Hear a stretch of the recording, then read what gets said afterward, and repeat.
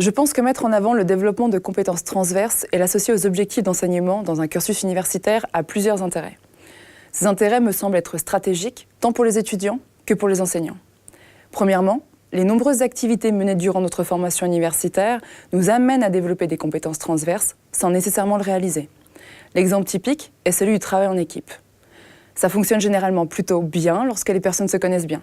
Mais quand il s'agit de faire travailler des étudiants dans des groupes composés aléatoirement, ça change la donne. La réussite du projet commun peut sérieusement être mise en péril, ce qui engendre tout un lot de conséquences plus ou moins négatives pour les étudiants. Je l'ai vu avec mes étudiants lors d'un travail en équipe. Certains binômes ont rencontré de sérieuses difficultés de communication, ce qui les handicapait dans leurs exercices. Nous leur avions donné des outils tels que le guide du travail en équipe et un dispositif de référent. Cela leur a permis de devenir acteurs de leurs solutions. D'ailleurs, un des groupes a même fait appel à un référent du centre de soutien à l'enseignement, extérieur au cours, mais associé à notre dispositif pédagogique.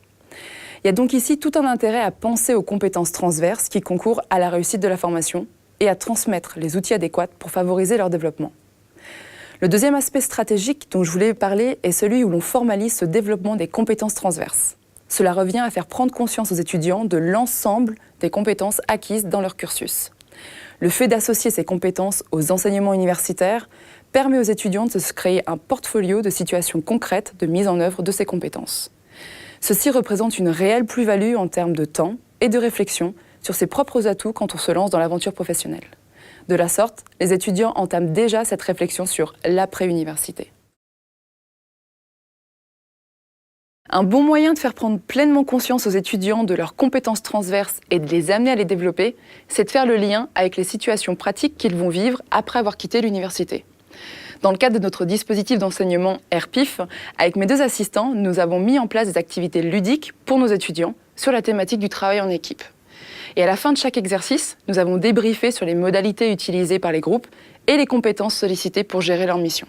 Pour le coup, chacune des compétences transverses sollicitées de manière ludique était une compétence nécessaire à la fois à la réussite des examens pratiques du semestre avec leur binôme, mais également utile dans le cadre professionnel qui est celui de l'investigation scientifique sur les lieux.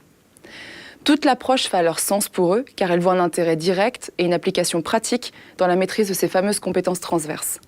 Ceci les accompagnera tout au long de leur carrière professionnelle.